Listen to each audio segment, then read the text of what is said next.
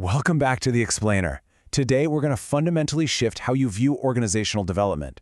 Now, if you've ever thought of OD as just a random toolbox of quick fixes, a pulse survey here, maybe a trust fall team building workshop over there, well, prepare to have that completely turned on its head. We are moving away from that scattered, band-aid approach and looking at OD as a deeply ethical operating system. It's really not just about what you do, it's about the foundational boundaries of exactly how you do it. Here's our roadmap for today's deep dive. We'll start with the trap of OD tools, move into the ethical spine of OD, and then cover the core assumptions of systems. After that, we'll unpack the 4 foundational OD models, walk through the OD decision framework, and finally look at a really interesting mini case about a hierarchy under pressure in Pakistan. Let's get right into it. All right, Section 1, the trap of OD tools. We're going to start by attacking the biggest misconception out there, which is exactly why change programs constantly fail. And trust me, they fail a lot. There's this fantastic quote that hits the nail on the head. Tools without ethics become coercion. Tools without theory become improvisation. OD is just so much more than launching surveys or deploying the latest HR software. Because without a solid theoretical foundation and really clear ethical boundaries, those visible artifacts just become instruments of managerial coercion. It's kind of like a doctor prescribing heavy medication without ever actually diagnosing the illness, right? That's just improvisation. When you execute random activities without redesigning the underlying system that's producing the results, you're literally just treating symptoms, and that almost never leads to sustainable change. Moving on to Section 2, the ethical spine of OD.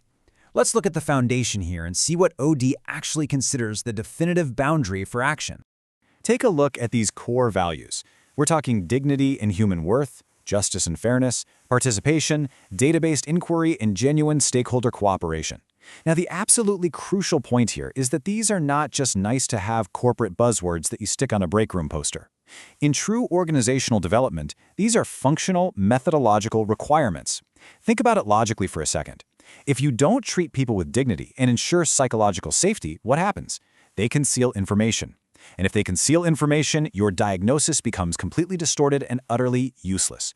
So, ethical boundaries literally protect the validity of the evidence you're collecting to fix the business.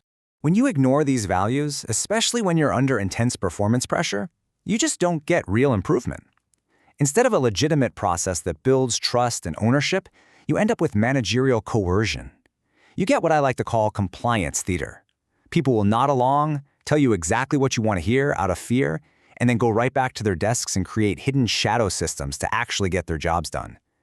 Fairness and transparency are quite literally the only things that stabilize trust and prevent that kind of covert resistance. Which brings us to Section 3, core assumptions of systems. Now that we've established our ethical boundaries, let's explore the structural worldview of OD. What is actually treated as true enough to act on? This is the open systems perspective, and it requires a massive shift in how we assign blame. It assumes that your organization is basically a living web of interacting elements.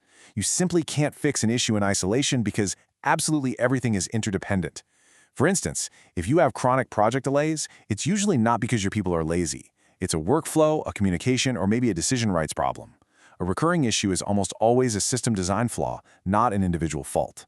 Think of culture as the organization's operating system. You really have to look at the whole board to debug it.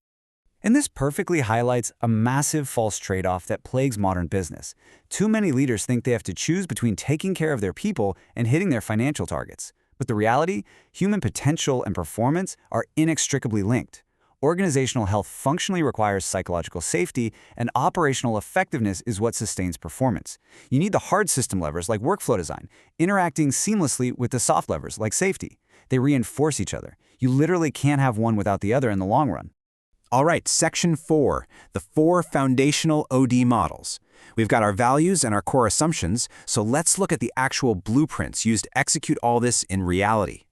Think of these 4 foundational models as a complete mental filing cabinet for execution. First up, action research. This is all about data inquiry and collaborative diagnosis, meaning you study the current reality together before jumping to solutions. Next, plan change. This gives you a disciplined sequence of commitments to follow so you don't get lost in the weeds. Then we have the socio-technical lens, which ensures you're optimizing both your technology and your people at the exact same time. Because let's be honest, upgrading software without upgrading the human processes around it is always a recipe for disaster. And finally, the learning organization model. This builds the actual capability and the daily routines to convert everyday experience into institutional insight. If we zoom in specifically on the general model of planned change, you can see how it acts as a much-needed protective guardrail. This specific sequence, from entering and contracting in week 1 all the way to institutionalizing in year 1, protects us from the two biggest failures in any change program, and those are intervening way too early before you really know what's wrong and failing to make the change stick. You don't just implement something in week 7 and walk away. You evaluate it, and you embed it into the very fabric of the organization so it survives long after that initial push. Section 5. The OD Decision Framework. Let's transition from abstract theory into concrete action. These 6 steps are where the rubber meets the road. They translate our values and models into responsible choices. Think of this as your master roadmap, especially when you're operating under severe resource constraints. First, you clarify the purpose and what success actually looks like. Then, you select your level of focus and diagnose the real mechanisms at play.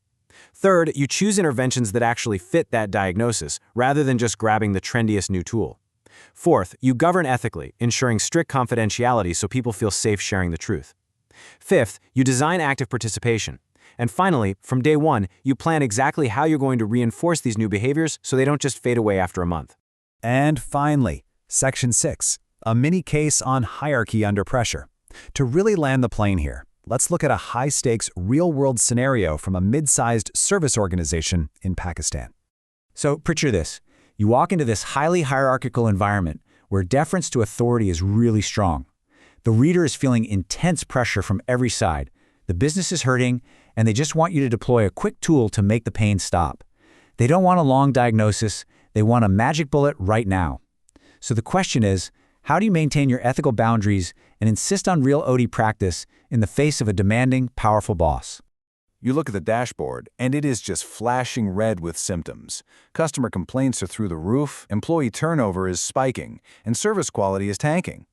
The CEO looks at this, panics, and thinks the magic fix is a motivational workshop for the staff, or maybe just firing and replacing a few managers. But again, they are just treating the symptoms, not the actual disease.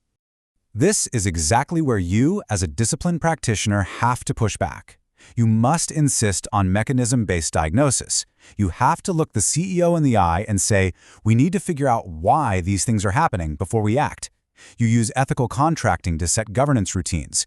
You protect truth-telling so those frontline employees can actually step up and say, for example, that middle management bottlenecks are causing the service delays. And they need to be able to say that without any fear of retaliation. That is how you turn an episodic, panic-driven reaction into a self-renewing, system-wide capability. As we wrap up this explainer, I really want you to think about your own workplace. Reflect on the last change initiative you went through. Are you truly balancing human dignity with structural performance? Is your leadership building an ethical system that learns, or are they just slapping band-aids on recurring symptoms? The future absolutely belongs to organizations that choose to build an ethical operating system. Thanks so much for joining me, and keep questioning the systems around you.